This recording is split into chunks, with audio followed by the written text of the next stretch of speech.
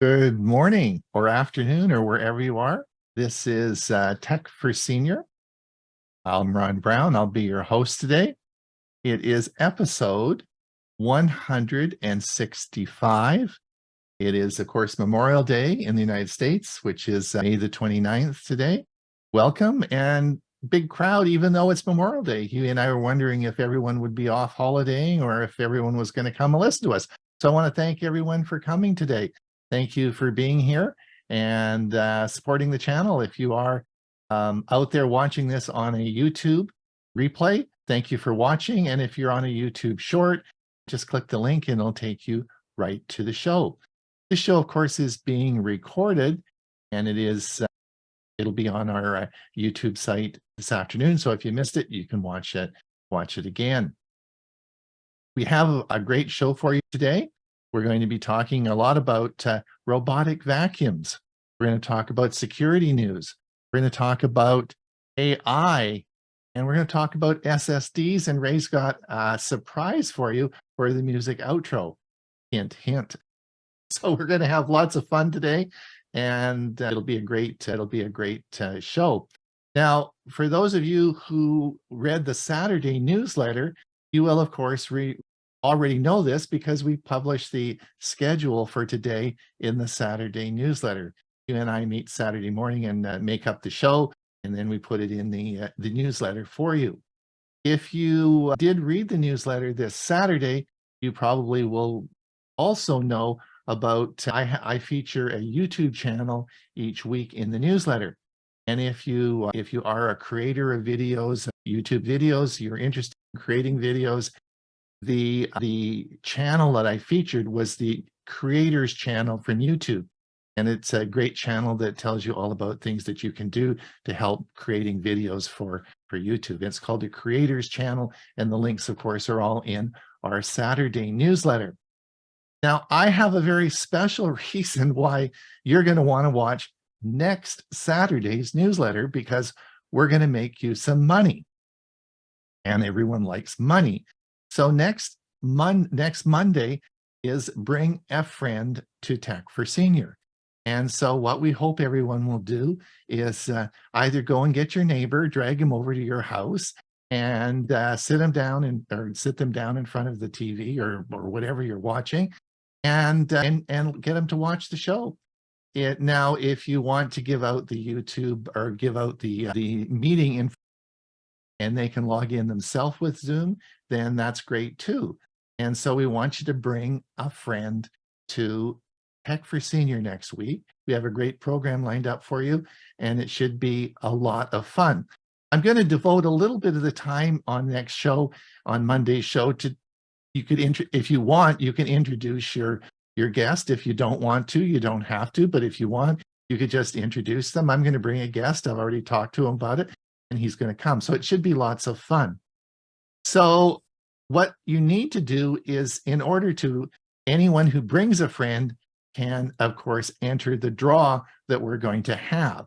And the details of the draw will be in the Saturday's newsletter. So if you read the Saturday's newsletter and you put and it'll be very easy for you to do, then you can enter your name in the draw. We're going to draw a lucky winner. Will win a $25 Amazon gift certificate, and I'll send that out to whoever the winner is. So that's next week on Monday. It's Bring a Friend to Tech for Senior, and we have a really good program lined up for you next week. Lots of great stuff.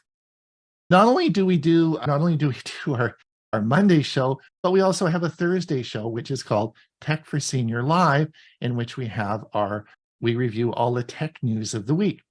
And you can find out the agenda for that in our Tuesday newsletter, with a lot of great articles in there as well. So please make sure that you subscribe to the newsletter, and it will give you all sorts of information to communicate our agenda and so on and so forth, what we do. All right, let me just take I'm going to remove me from the spotlight, and I want to spotlight our staff today, the people that make this show work and work very hard behind the scenes. My co-host Huey Poplik today. Huey's here, and we had a busy week last week. We did learning Chromebooks. It's always a busy week when we do that. It turned out pretty good, eh, Huey? Yes, and I sent out a note this morning to everybody who is registered for the Learning Chromebooks with the link to the video in case they don't know where to go or how to find it, so they can go watch it again, or if they missed it, they can watch it first time. Exactly. The other thing I forgot to mention here is we have, of course, our premiere video today, which is coming out at hour. Again, if you watched in our Saturday newsletter, I put the link to the video. I'll be putting it in the chat. And today in our premiere video, I'm going to be talking on one of my most successful videos I ever made. And it was what the heck is Google Wallet and how does Google Wallet work? Phenomenal success on that video. That will be on today. Also, we're going to talk about, Huey, you're going to talk about cookies. I'm hungry too. Not the ones you eat. You're going to talk about cookies, yeah. And then Bob's going to talk about why does it matter? What's matter? And so he's going to tell you all about why does it matter. So that'll be today. I'm still wondering why it matters. And of course, Bob Gostisha is here today. How are you doing? Good. Pretty day. It is. But it's a holiday. It is. I think you had you were away, you were traveling, but you're back home now for a while. For a couple of weeks already. Okay, right. Okay, great. And Ray, how was the Grand Canyon? Grand Canyon was wonderful. I went there for a 3-day. I got married there 8 years ago, so it was not going back. We try to get back as often as we can, and I can report with complete accuracy that it has not changed at all. Still the same. It's probably the first time. You like it now. It's probably the same for millions of years, right? Yes. I think it has changed in millions of years, but not noticeably. There you go. What's the weather up there? Was there any, was it cold? No. We're on the South Rim, which is about, I think, 7,500 feet in elevation, and it was in the upper 60s, and sun most of the time, sometimes cloudy, perfect for walking around. Okay, great. Good. My favorite place on the planet. Excellent. And I don't know where Bill James went. Are you there, Bill? But anyway, Bill, of course, is. Are you there? Hold on. You want to say hello? Hello, well. Well, I know you were working on your presentation for next week, right? Got it. Yes. All right. Very good. All right. Well, that's our staff, and Mike Ungerman's away this week. Let's get on with it, Bob. Are you ready to roll with your security? Sure, why not?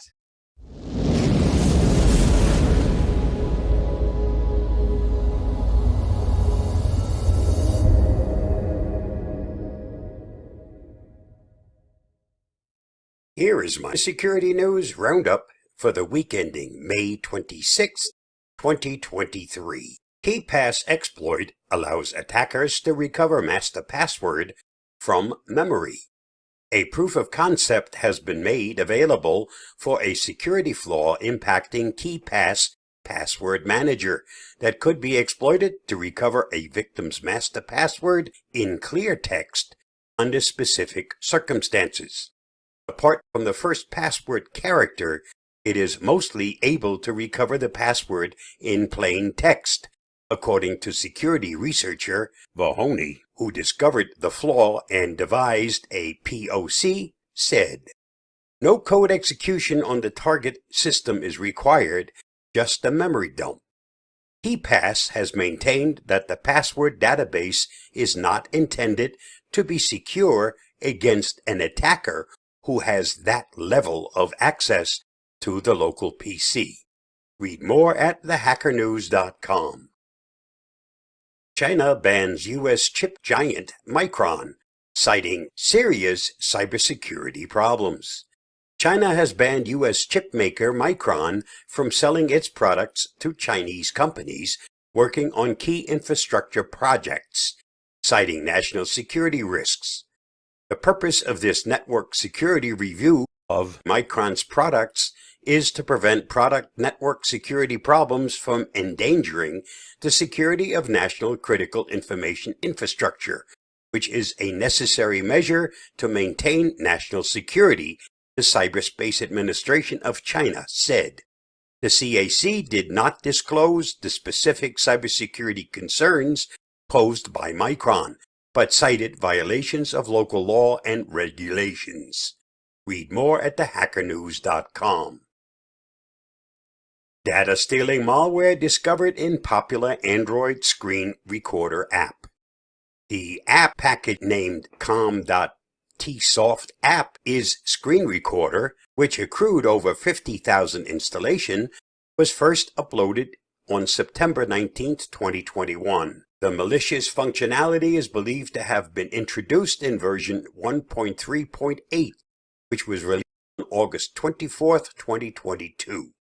It is rare for a developer to upload a legitimate app, wait almost a year, and then update it with malicious code, ESET security researcher Lucas said in a technical report. The malicious code that was added to the clean version of iRecorder is based on an open source ℏ/℧ Android RAT remote access Trojan and has been customized into what we named ℝRAT. Read more at thehackernews.com. HP rushes to fix bricked printers after faulty firmware update. While HP has yet to issue a public statement regarding these ongoing problems affecting a subset of its customer base, the company told Bleeping Computer that it's addressing the blue screen error seen by a number of users. Our teams are working diligently to address the blue screen error affecting a limited number of HP Office Jet Pro 9020E printers, HP told Bleeping Computer. We are recommending customers experiencing the error to contact our customer support team for assistance. Just follow the link listed. Affected customers report that their devices displayed blue screens with 83C*00B errors on the built-in touchscreen. Read more at bleepingcomputer.com. Barracuda warns of zero-day exploited to breach email security gateway appliances. Email protection and network security service provider Barracuda is warning users about a zero-day flaw that it said has been exploited to breach the company's email security gateway appliances. The California headquartered firm said that the issue is rooted in a component that screens the attachments of incoming emails. The vulnerability arises out of a failure to comprehensively sanitize the processing of tar file, according to an advisory from the NIST's National Vulnerability Database. Read more at thehackernews.com.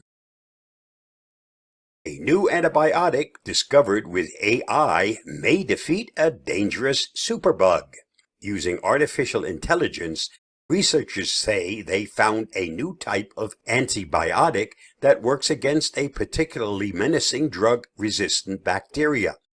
When they tested the antibiotic on the skin of mice that were experimentally infected with the superbug, it controlled the growth of bacteria, suggesting that the method could be used to create antibiotics tailored to fight other drug-resistant pathogens. It's incredibly promising, said Dr. Cesar de la Fuente. It's always nice to see when AI is used for the good of humanity. Read more at CNN.com. Company behind billions of robocalls is being sued by nearly every state. Attorney General from Washington, D.C. and 48 states filed a lawsuit on Tuesday. Alaska and South Dakota were not included in the complaint. The lawsuit is waged Michael Lansky and Stacy Reeves, who are the CEO and Vice President of Operations and Sales at the Arizona-based Avid Telecom. The 141-page document alleges that of the calls Avid Telecom transmitted to U.S. telephone numbers since 2019, 7.5 billion of them were to numbers on the National Do Not Call Registry, which is an FTC list that precludes telemarketers from calling you. Read the whole story at gizmodo.com. This week's must-see on my YouTube channel: the evolution of digital assistants. You've come a long way, baby, from Clippy to ChatGPT, Bard, and many more. Please watch my video on that topic at the link listed. Did you know the ancestor of the modern chainsaw was invented to facilitate childbirth?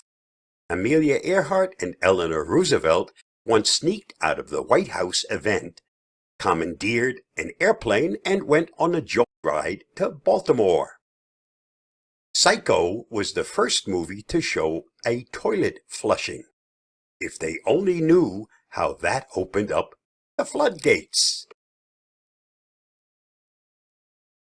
It's so nice to get flowers while you can still smell the fragrance. Thanks to Lena Horne. Just thought you might want to know. And that's a wrap for another edition of the Security News Roundup. Stay safe, stay secure, and I'll see you again soon. Bye-bye, and thanks for listening and watching.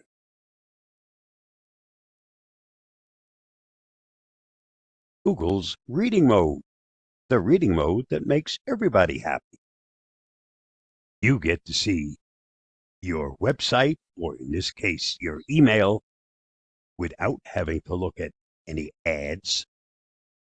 And the publisher can't really complain because they still get the benefit of having their ads or whatever they print available. So both people are happy, and it's not using an ad blocker. Let me show you how to turn this on and how to use it. Start by opening up your Chrome browser, and then you need to go to Chrome flags. Hit enter, and once this opens, type reading mode into the search box. And you'll notice that reading mode comes up. This is set to default when you open it. Make sure you set it to enable. And at that time, you'll be asked to restart the Chrome browser. Do that, and then it will reopen the browser. Now, once you've enabled reading mode, let me show you what happens when I start to actually use it. Go back into my email. I'll open up that same email that we looked at before.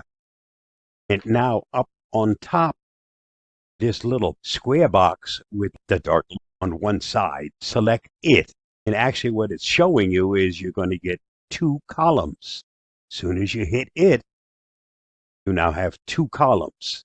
The original email and the reading list. Click on the down arrow and select reading mode. As soon as you do that, there is your, in this case, email, but minus all of the stuff. The only thing you've got is just what you want to read. Now, the beauty of this is you can make this side bigger by just coming over and then dragging it and making it bigger. In essence, you can just about hide what's already there, but you haven't blocked the original because it's still behind you. So you can get the best of both worlds. When you just want to see the text, start up the reading mode. When you're finished reading what you want to read, just close it back out. It's gone. Want it back again? Select it. You notice the first time you select reading mode, after that, that's what it's set for.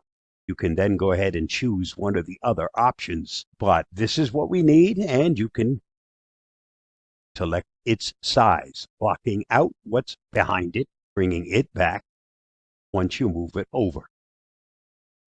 Nice, neat little feature. Hopefully this becomes part of the permanent stuff that gets put into the Chrome browser. Now this should also work with other Chromium-based browsers. I just tried it in the Avast Secure browser, and it works there. Stay safe, stay secure. I hope that helps. Bye-bye. Bad part is I just read this morning they might decide to take this one away. Don't know why, because it works like a charm. Thanks, Bob. That's good information. I got to try that. That's, you think they might take it away, eh?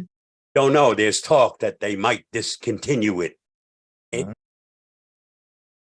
hasn't happened, and until it does happen, it's there. I'm using it right now. Right. Good one. All right. Let's look at how to clean your house. Let's talk about robotic vacuums.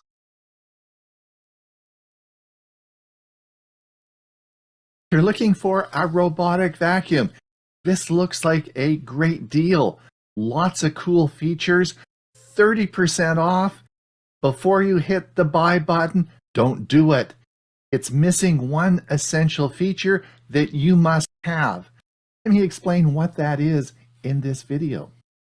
It's Ron Brown with Tech for Senior, where we make videos to help seniors understand technology. I'm about to buy my 5th robotic vacuum. Yes, I could say I'm passionate about it, but I've learned a lot. And I want to tell you about the one essential feature that you must have before buying one. How did I get started on this journey? Well, let me tell you. I'm a senior and retired, living in my own home. Now, over the years, I've done the outside work, my wife has done the inside work, and we worked great as a team. She did the vacuuming, I did the lawn mowing. But in the last 3 years, particularly since COVID started, problems have arisen and she started to get arthritis, particularly in her left knee, and she's waiting for a joint replacement. So guess what? The vacuuming got relegated to me. Now, 3 years ago, vacuum cleaners weren't much interest to me. I am interested in technology, and it was when Huey and Bob, my co-hosts on our Monday show, got robotic vacuums and did a piece on it, I got interested, and oh man, has it changed my life. Yes. So I started my journey with robotic vacuums, and let me tell you what I found out. Now, I briefly would like to look at the history of these vacuums. Most of you probably are aware of a company called iRobot, and of course the popular vacuum called Roomba. Now, iRobot actually had its earliest beginnings in 1990 at MIT. And it was actually in 2005 when they produced their first commercial machine, which actually was a mopping machine. A couple of years later, they started their first product that was called Roomba. And this became, of course, the phenomenal success it has. The interesting thing that you should understand, though, it was sold initially in the United States with pretty good interest. Each year they had a modest growth and a very loyal group of fans. However, the vacuum was sold as well in Japan, China, Southeast Asia. Europe loved it. They sold lots in Europe, and also the Middle East. It became not so much just a USA success, but a global success. The company prospered and each year grew a little bit as it moved forward, but with a very loyal fan group. No competition. They were the only act at all. Can you imagine producing a car and having no competition? They had absolutely no competition until about 7 or 8 years ago, when another company called Shark decided to get into the robot vacuum business. And they did. And after a lot of hard work and some pretty good products, they were nibbling at the heels of the iRobot company. And they actually was able to garnish about a 15 to 20% market share. And today at Costco, if you look, you'll see, of course, you have the iRobot brand, and you'll have, of course, the Shark brand. Still very dominant players. But just before COVID happened, other companies around the world decided that this is a product that they could make some money on. And you saw an explosion of robotic vacuums come out. In other words, there are a lot of different companies now that all have robotic vacuums. So there are a lot of choices on the market today. We'll be going over some of those in the video. So when you go to decide what robotic vacuum you want, the selection is enormous. So how do you choose and how do you make your decision? My suggestion is there is a YouTube channel called Vacuum Wars, which I have found to be the absolute best. They've been doing this a very long time. They produce 2 videos a week and do great comparisons across platforms and also with different companies. They are truly the gold standard. There's a couple of other sites that are similar but not as good. Stay away from the thousands of mom and pop reviews where the vacuum company sends someone a vacuum to review. Those are generally a complete waste of time. I'll put the link to Vacuum Wars in the description below, but that would be my suggestion to try and choose a vacuum that you want. Now, of course, with the economy being down, interest rates being up, and all these vacuums around, it's never been better time to buy one because there's incredible sales. As you saw on the one just above me here, 30% off, great machine, good company. Why would I not recommend you buy that vacuum? And we're going to talk about that next. All right, this is our master bedroom. This is the first robot vacuum I bought, and it was from iRobot, and it was a Roomba. It's built like a tank. You're probably going to bury it with me. It's going to last forever. You're going to see it working in our master bedroom doing the floors. In fact, this morning, my wife and I go for lunch. I set the fleet vacuums going in the house. We come back, it's all nicely cleaned. So let's have a look at our master bedroom. I want you to look around, and the first thing you'll see that there's some of the bedroom stuff on the top of the bed.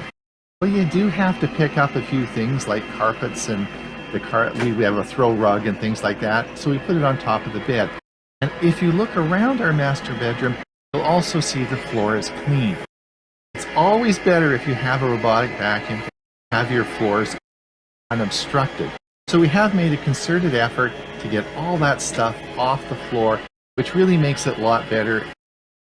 We use this only for our bedroom, and you're going to say, Ron, doesn't this work on the whole house?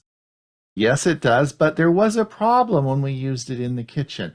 And this is a problem with the iRobot Roomba line. And one of it is it's a big machine. The height is very high.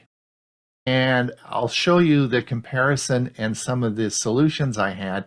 But the physical size of the Roomba vacuum is very tall and it's big.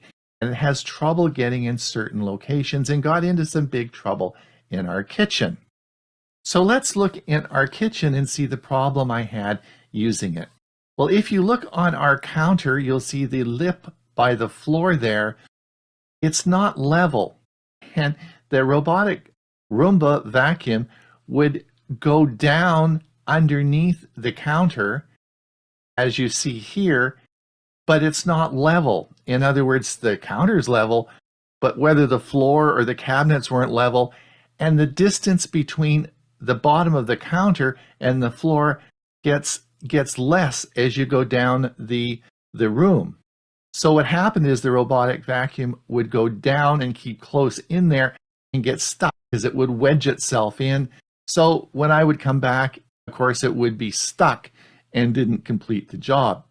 And the second problem was, as you can see here, it wouldn't go under our chairs. So for that reason, I decided to look for another type of robotic vacuum that actually was slimmer. And I think that's something you must consider in the future when you're looking for vacuums, is I like it to be slimmer and smaller than the Roomba. The Roomba is a great vacuum, but it's a big clunk. Now, as you probably know, last year, Amazon has now purchased Roomba, and I expect there'll be a lot of changes to the product because they haven't really changed the physical size of it since its inception. Now let's look at our kitchen and dining room area. For this, I use vacuum number 4. This is made by a company called Hewie. It's actually a lot like the image you just saw on the Amazon purchase. So it does a great job. It runs around our kitchen. It goes under the chairs and under the lip of the counter. Not a problem. but there's certain areas I don't want it to go into. And so you can see here, I just cut a 2x4 up. You can buy them for about $3 at Home Depot. Just cut them up and use them as barriers. I find this the easiest way, and we'll talk a little bit about this when we go downstairs. Now, the first thing that you're going to find when you use vacuums is there's certain areas you don't want them to go into.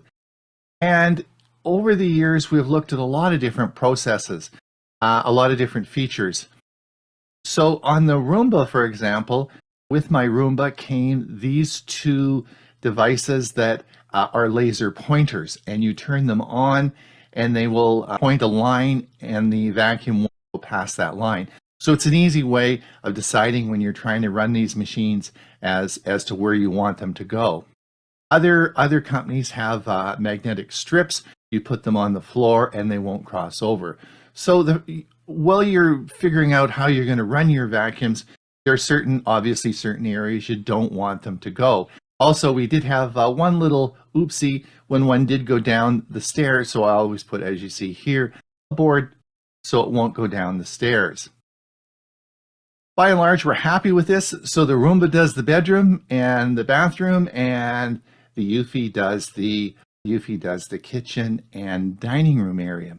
So let's look at what we've just discussed. The first issue is home preparation, and I can't emphasize how important this is. In this diagram, you'll see that all our electrical outlets the cords are up off the floor, so we don't have any oopses with the vacuums.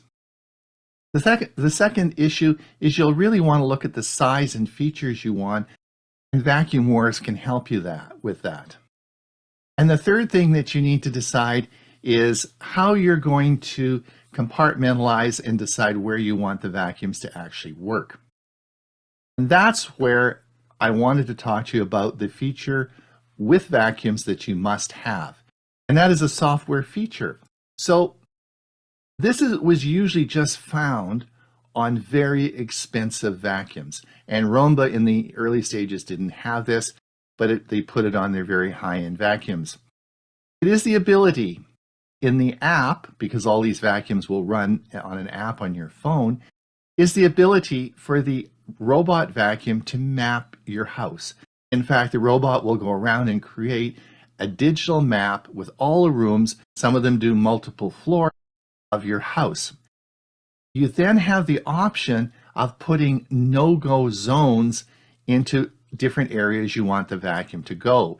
And as you saw in my video today, a lot of the issues I had were the chairs, the counter lip, and the stairs all are a problem with the zones I don't want the vacuum to go.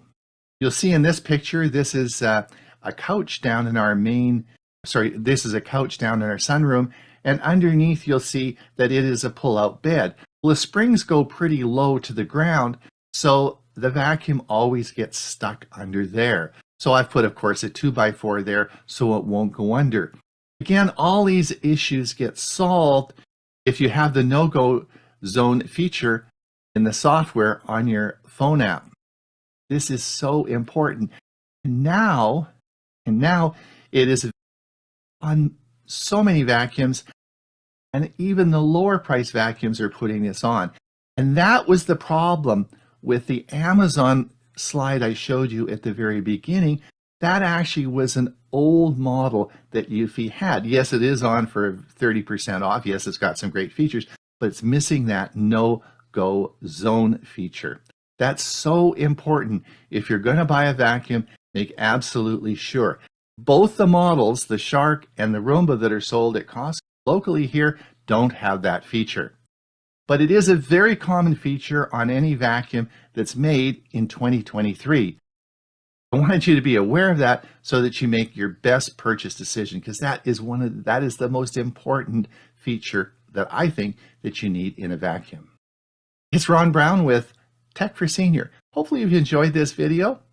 I sure had a lot of fun making it. Please give us that like and subscribe. All right, Huey, I think you're up.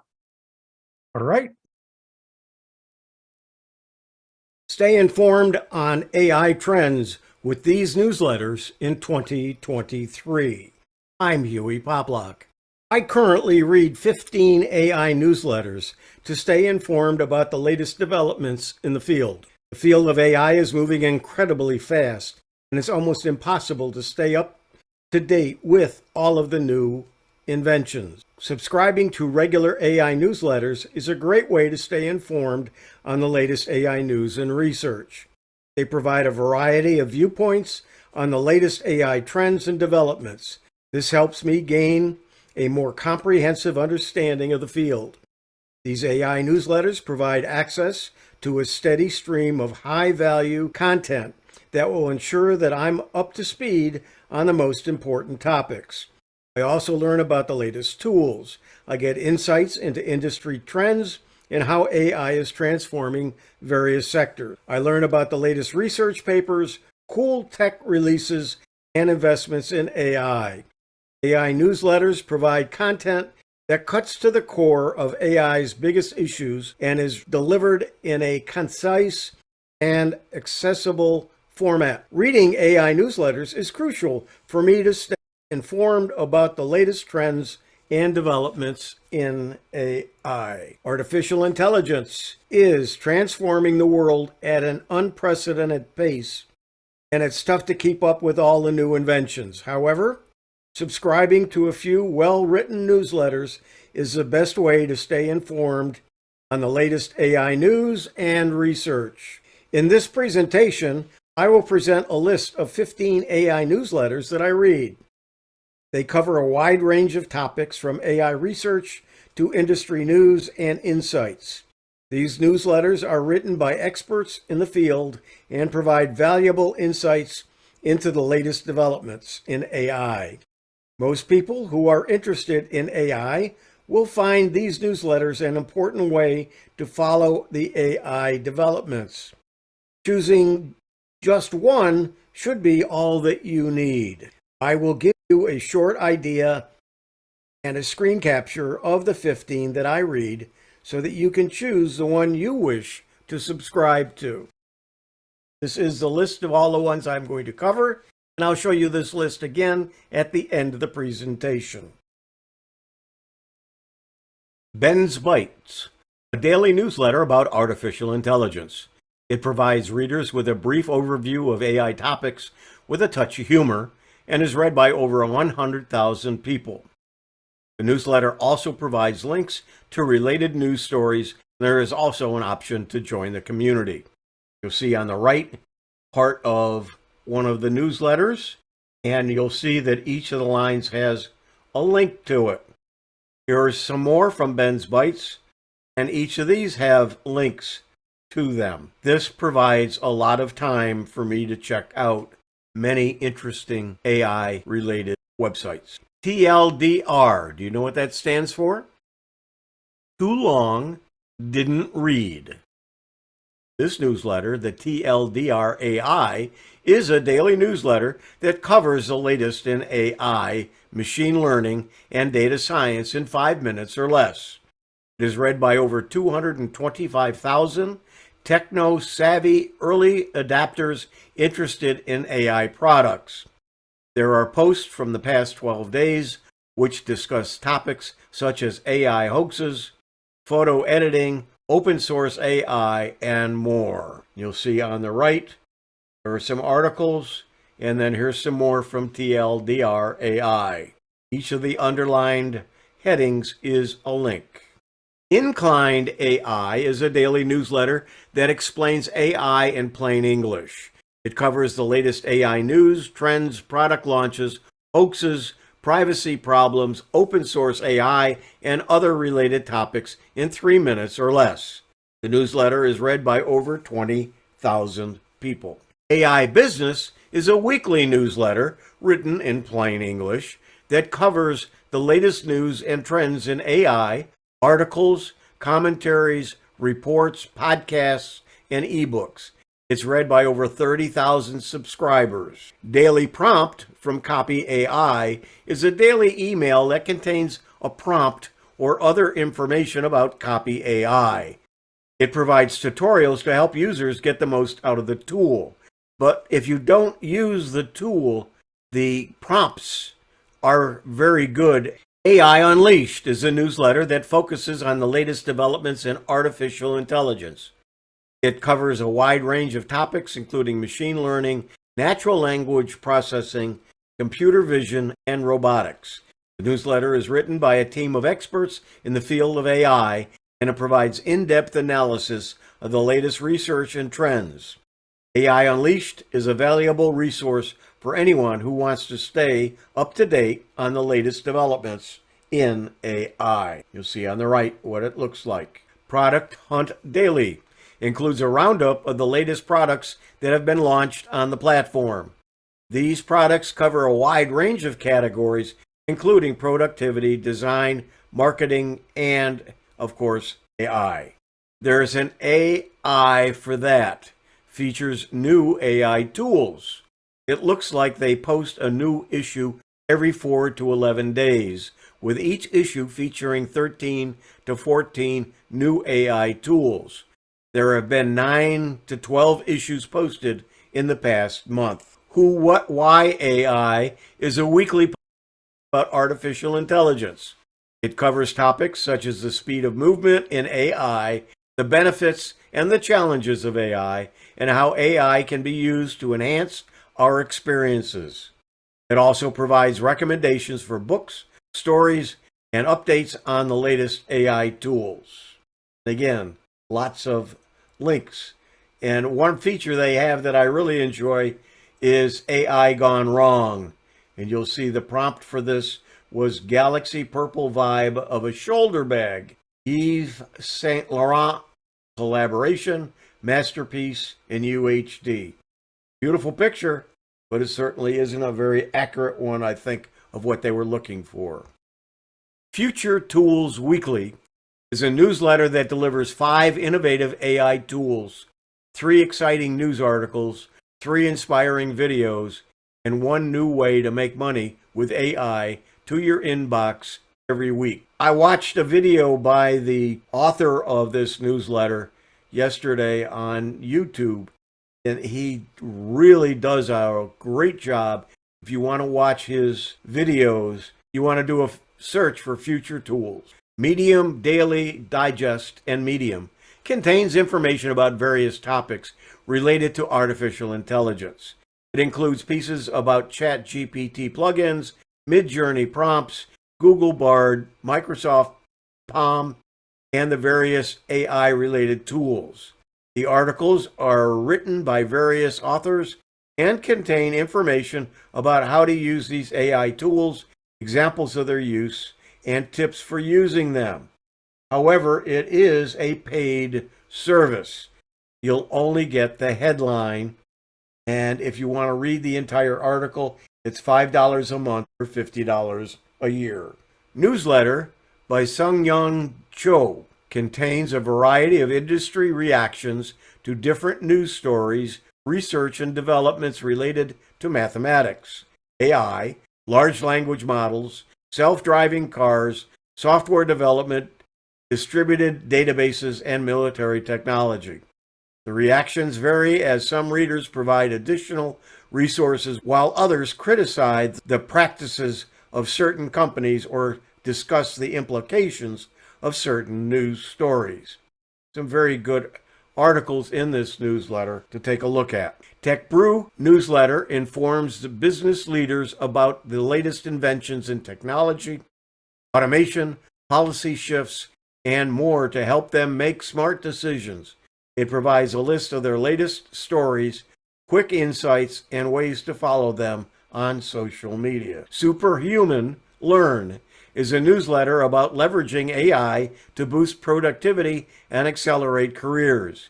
It states that the newsletter has 225,000 readers from companies such as Apple, Google, Meta, Microsoft, and Amazon. The Rundown is a collection of posts about the latest AI developments. Examples of topics include paralyzed man being able to walk again thanks to AI, the release of an AI browser, Microsoft's new announcements at Build 2023, a breakthrough in DNA sequencing, and the arrival of AI robots in the workforce. It also introduces readers to ChatGPT and AI workflow automation and provides information about enabling ChatGPT plugins. Here again are the newsletters that I discussed and their links. Stay informed on AI trends with these newsletters in 2023. I'm Huey Poplock. And I placed in the chat box that list of all of the newsletters. Thanks. Bob, take it away. Okey doke. 8 SSD myths and misconceptions people still believe. My thanks to Jason Fitzpatrick for his article and the inspiration for this video. You'll find his article at the link listed.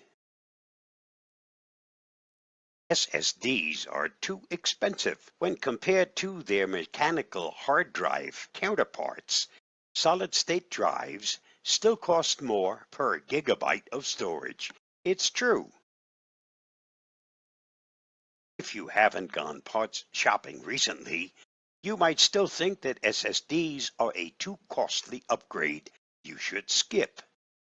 Fortunately, the days of spending $200 on a drive barely big enough to install Windows on are long behind us. Unless you have significant storage needs that require a multi-terabyte mechanical hard drive, like those used for network-attached storage, the days of SSDs being too expensive are long gone. SSDs wear out quickly. We have plenty of data to work with, and the data from punishing SSD use in data center indicates they last a very long time. Realistically, your SSD will outlive your computer and perhaps several upgrades. On a personal note, I've been using SSDs as my primary OS drivers for many years, and I have yet to have a drive die. Hibernation mode ruins SSDs. Hibernation takes the active content of your system's RAM and writes them to disk so that when you resume using the computer later, the operating system can dump this hibernation file back into the memory, and it's like you never left. Daily hibernation of a PC shaves less than 1% per year off the TBW life of the drive. Whether you hibernate every time you stop using your computer for the day, put it to sleep, or turn it completely off, it just doesn't matter in the long run. SSDs are only good for fast boot times. Fast boot times aren't the only reason to use an SSD. They are faster, quieter, more energy efficient, produce less heat, and take up less space. They're great for gaming, too. SSDs are also far more impact resistant. It's not great to drop your laptop at all, but at least with an SSD, you have a storage drive with no moving parts to get jarred around. It's a hassle to swap an HD drive for an SSD. Today, SSDs are treated as the default, and migrating from an HDD to an SSD is unbelievably simple to do with free software tools. So simple, in fact, that you can do it in under an hour. SSDs require optimization. Windows has automatically optimized SSD usage for years now. And to do this, you don't have to disable or enable features or optimize anything. And you definitely don't need to defragment. Trim is an SSD-only function that optimizes data deletion to extend drive life. And it's turned on by default. you need to overwrite to wipe SSDs securely. Trim isn't a secure delete tool, but by the nature of how it functions, it might as well be, as it makes it extremely difficult to recover data from the disk. Some motherboards have an SSD erase tool built into the BIOS, and most manufacturers have a manufacturer-supplied secure erase tool, such as Samsung's Magician software. These tools interact with the drive at the controller level and erase the storage cells without imposing unnecessary writes. SSDs lose data if you don't power them on frequently. Since the average consumer is not writing petabytes of data to an SSD and then storing it at high temperatures, so there's little to worry about. Consumer-grade drives are designed specifically with the understanding that they will not be powered on all the time and may be stored for extended periods. Practically speaking, it's far more likely your computer will be lost, stolen, damaged, or outright replaced before you run into a situation where the disk has been powered off so long you lose data. I personally can't think of any improvement that you can make to an older computer that will have a greater impact than an upgrade to an SSD drive. If you still have an old clunker that takes forever to boot, do yourself a favor and change over to an SSD drive. Stay safe, stay secure. I'll see you again soon. Bye-bye, and thanks for listening and watching.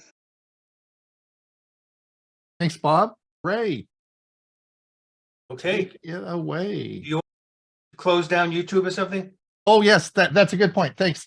If you are over on our YouTube channel and listening, thank you for watching. If you want to pop over and participate in the Q&A, just come on over to our Zoom meeting. We still have lots of room. So we'll see you again in another week. Okay, thanks, Ray. I'll stop the live stream. Thanks.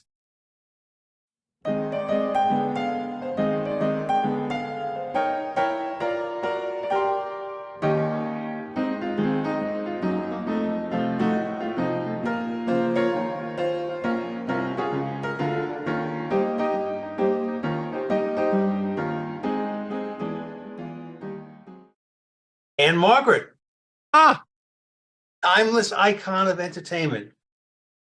She was born in Sweden in 1941. Anne Margaret Olsen began her journey towards stardom at a young age.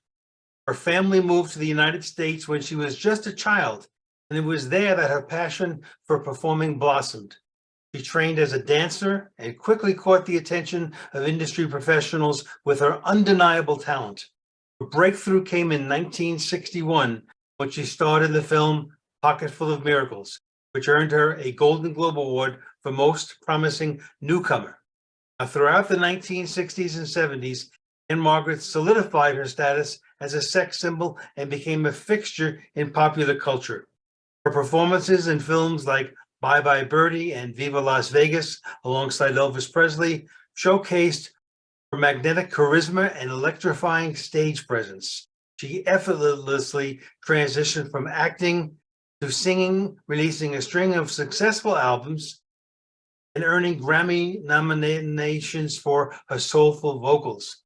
Now, despite her initial success as a seductive blonde bombshell, Anne Margaret proved her versatility as an actress. She tackled dramatic roles with depth and sensitivity, earning critical acclaim for her performances in films such as Carnal Knowledge and Tommy. Her ability to convey a wide range of emotions and connect with audiences on a profound level set her apart from her contemporaries.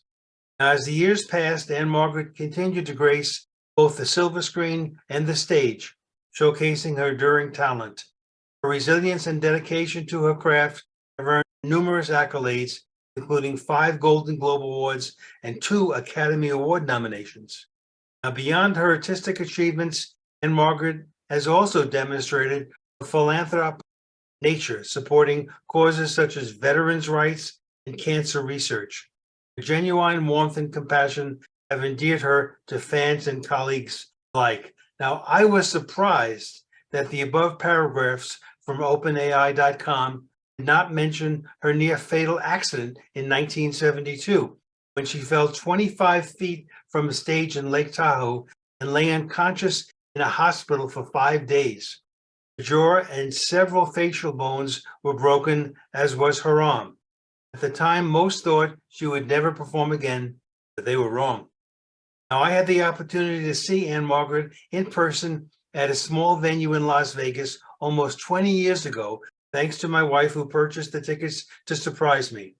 She talked to the audience as much as she sang, and at one point walked around the circular room and passed by each table to say hello to those in attendance. Now, for those who predicted I would be highlighting Tina Turner today, you may recall she was already my focus just over 2 years ago on May 24, 2021. My commentary from then will be in the newsletter to honor her passing. However, so as not to disappoint anyone, today's clip is an edited video from 1975 showcasing both these ladies, who are my all-time favorite female singer-dancers, and who are best known just by their first names. The link below for Ray's music is for an ℚ·Margaret appearance on the Ed Sullivan Show in 1963.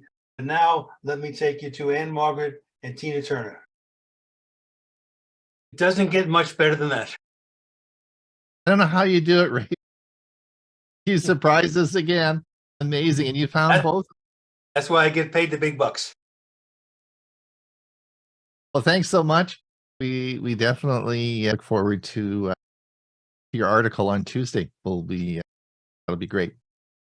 Well, you know what, Huey? It's another week, another episode we've done, which is great. Yeah. You know what? I got up dancing just like they were. Now, I want everyone to remember, we want you to bring a guest next Monday, right? Please do. Please bring a guest. Doesn't have to be actually in your house. You can certainly do that, or you can just give them our the meeting ID, and they can log on if they know how to use a computer. If not, have a party at your house and cook some breakfast or lunch or whatever, and do a tailgater for the show, right? That'd be great. And then don't forget, you can win $25. You just have to read the Saturday newsletter. I'll tell you how to do that. And we're going to have someone that's going to be a happy winner of a $25 Amazon gift certificate. So that should be a lot of fun next week. But don't forget, this Thursday is, of course, Tech for Senior Live. We're going to talk about all the tech news of the week. Lots of things happening this week. So it should be a great show on Thursday. And also we'll be moving now to our Q&A. And don't forget the premiere video coming at 1/2 p.m. Lots of very interesting things for you.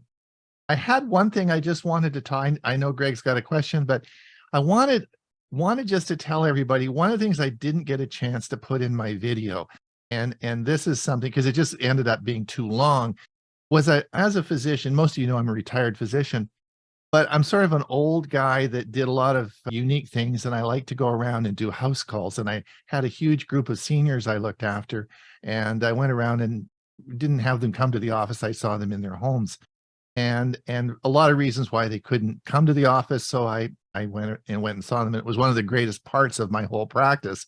But one of the big issues that seniors have is keeping their house clean. And one of the decisions that they actually ultimately made to move into extended care or move away from their own home wasn't so much the medical issues, it was the ability to look after themselves in the house, which of course is cleaning.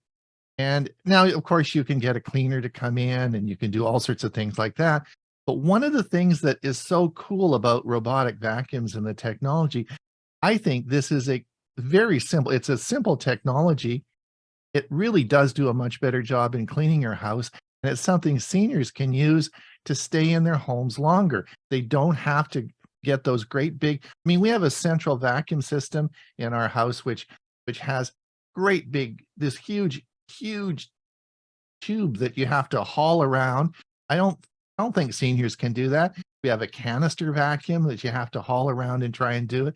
It just doesn't work, at a certain time in your life. And so these devices work great. It solves a problem. And that's why I keep bringing it up on Tech for Senior, because I think specifically this is a very good option for seniors to give them a tool that they can stay in their homes longer, which I think is what we really want. All right, that's and I didn't put that in the video because I just ran out of time, but it's really one of the reasons I wanted to show that video. Greg, are you still writing or what's going on? No, the question is about those vacuum cleaners. Right. So in our house, we've got about 1,500 square feet of hardwood floors. Then we've got maybe another 1,800 feet of carpeting. Do I need two of them? One for the hardwood floor, has a special pad on it. I've seen some with special pads.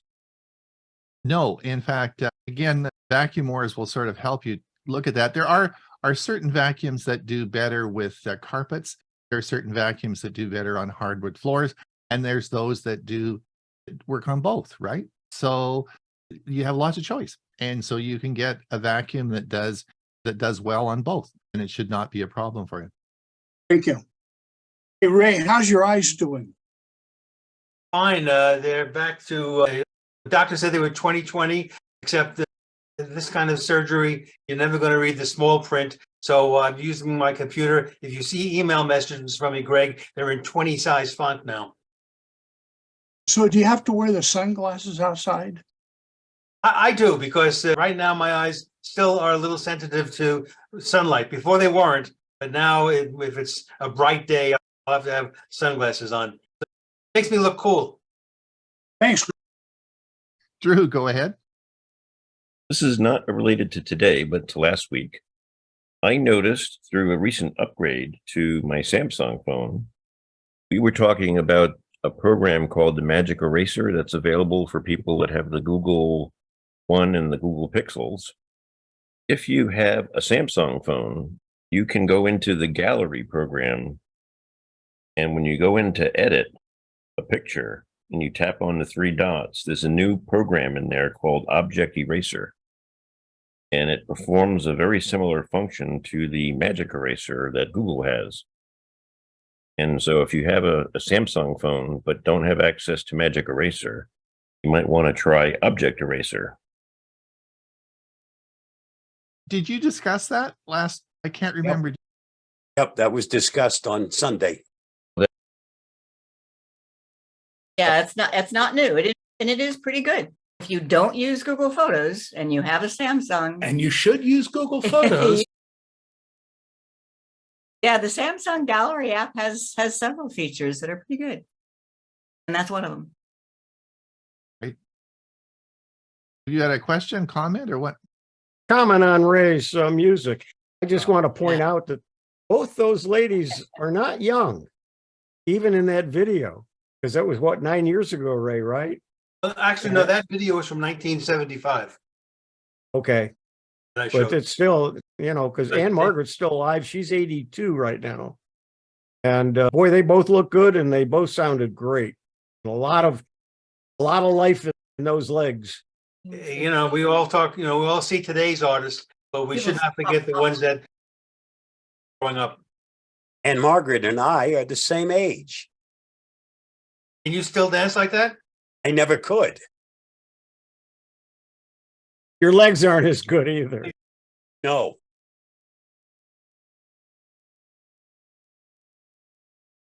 All right. Well, that's good. Does anyone have any more questions? Any comments, questions, anything? Neil, are you still popping popcorn, or did you find the magic? Oh, I'm going to say that for when I have more time, but I want to talk about Roomba. Right. I have one that is a member of the family and has been for a little over 11 years now. The one thing I could say about having that, you need to replace filters and other parts. I've They aren't terribly cheap, but man, it's sure great to turn it on, leave the house or whatever, and come back, find It's your everything the choice. way it ought to be. And my wife gave up vacuuming over 10 years ago, so I have loved Roomba. Absolutely. And same thing, Neil. We go for lunch. We have a date on Fridays, and we always go for lunch on Fridays, Gail and I. And I just set all the vacuums going in the house. And when we come back, all the vacuuming is done. And the thing that I guess, Neil, you probably found the same thing, is you can't physically, as a human, vacuum as well as a robotic vacuum. I mean, I don't want to get down on my hands and knees and put that vacuum cleaner under the bed and do that every single time. Like a vacuum. Vacuum's going to do it the same way every single time. It's not going to sneak around and not do. How many times, remember when you used to vacuum manually and you go into the front room, you say, I'm not going to move the chairs. I'm just going to go around, right? Because it's too much work to the chair. So you cheat. But the vacuum doesn't cheat, right? It does the same thing every time. And Neil, I agree. I like my Roomba. And of course, the Roomba it's been around a very long time and the parts are easy to get, the batteries, all the consumables are easy to find with it. The only problem is that it's like you say, it's a big physical machine. So it doesn't always work in all scenarios. And I said that in my video. The other thing is I do take 5 to 10 minutes preparing, getting Right. stuff off the floor. And we have a couple of chairs. If I leave in the same room the Roomba is, she'll get hung up on it. So I have to move those, but that's okay. I mean, it's easy to do. Oh, the other thing is I have an older one, so it doesn't automatically empty or anything. But I use a high pressure air sprayer to clean out filters in the underneath. Yeah, part of the work. The new one now, you see, the new one have the no-go zones, which really are an incredible thing.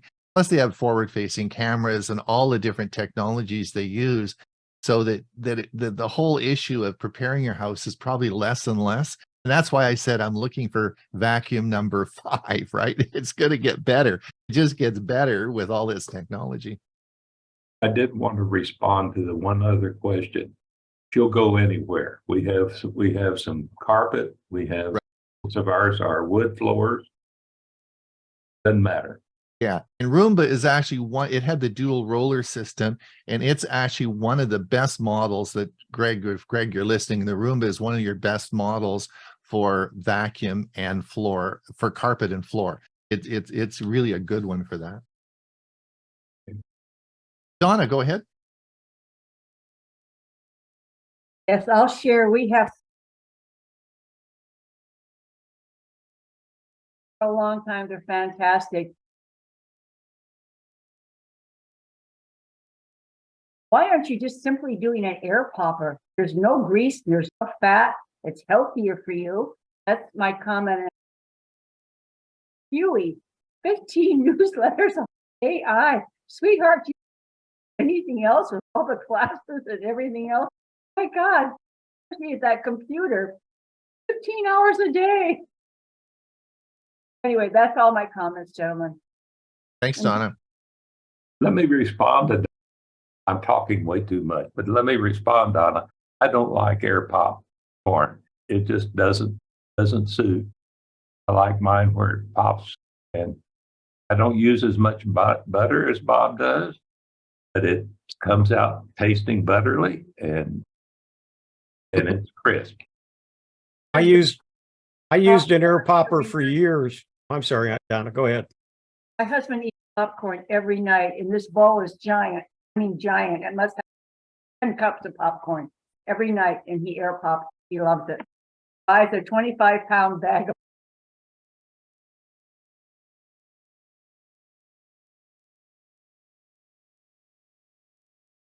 So we use that air popper every night. Yeah, I used an air popper for years. In fact, I used one up and had to buy a replacement, and they didn't make them anymore, and I had to go find the same model. I loved it, but when I got this, the same kind that we featured, I love that, and I haven't used the air popper since. And I don't put butter in mine. I put the butter, a little bit of butter on afterwards and salt it a little bit afterwards. I don't do it in the bowl. All right. Oh, tell me, the Diplomat, is it a Netflix or is that Amazon? Netflix. It's a Okay. Netflix original. Watch it. It's riveting. It is really good. Okay, thank you. Carl, you've got a popcorn box for us. That's Kirkland. Is that Costco? Exactly. Yeah, I wanted to show you. This is my popcorn popper. It's 44 bags, Right. typical bag. You know, it's a small one. I get so much backlight behind me, not working well. I close my blinds. But I had a question for Ray though. Who was the actress that died in a boating accident? It was kind of controversial, and I'm trying to. I think Natalie Wood. Natalie Wood. I never really was a person who got, fallen in love with a movie star, but she was the only one. Good choice, Carl. I mean, it was just, I don't know what it was, but that was it. Thank you. Good job on the video. I can still remember as a teenager having a picture of Anne Margaret posted in my bedroom. She was absolutely Farrah Fawcett, and I think she was the same age as Anne Margaret, wasn't she? Same. Probably close. I don't know for sure. Those were my two favorites. Yeah, wow, amazing. All right, I want to thank everyone for coming. Don't forget our Thursday show. Don't forget our premiere coming up in about 10 minutes, and we'll see you with your guests. All right. Thanks, everyone. Bye-bye.